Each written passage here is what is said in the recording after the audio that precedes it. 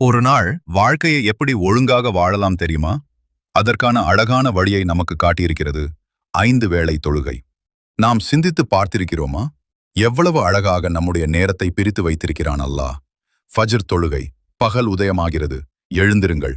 புதிய நாளை தொடங்க தயாராகுங்கள். உழைப்பிற்கான ஆரம்பம் இதுதான். லுஹர் தொழுகை. நாளின் நடுப்பகுதி. சிறிது நின்று சுவாசியுங்கள். உடலுக்கும் மனதுக்கும் ஓய்வு கொடுங்கள். உணவு உண்டு சக்தி பெறுங்கள். அசர் தொழுகை. நாள் மெல்ல மங்குகிறது. இன்றைய வேலைகளை முடித்து இறைவனை நினைத்து வீடு திரும்ப தயாராகுங்கள். மக்ரிப் தொழுகை. மாலை நேரம் வந்துவிட்டது. சிறிது நேரம் அமைதியாக இருங்கள். திக்ரு செய்து மனதை தூய்மைப்படுத்துங்கள். சிறிய நடைப்பயிற்சியுடன் உடலையும் புத்துணர்ச்சி பெறச் செய்யுங்கள். இஷா தொழுகை. இப்போது இரவு நேரம். இன்றைய பயணம் நிறைவடைகிறது.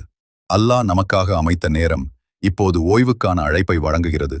பாருங்கள், 5 வேளை தொழுகை ஒரு மனிதனின் வாழ்க்கையை எவ்வளவு தொழுகை ஒரு மனிதனின் வாழ்க்கையை எவ்வளவு அழகாகவும் ஒழுங்காகவும் அமைக்கிறது. இது ஒரு வழிபாடு மட்டுமல்ல, இது ஒரு முழுமையான வாழ்க்கை முறையே.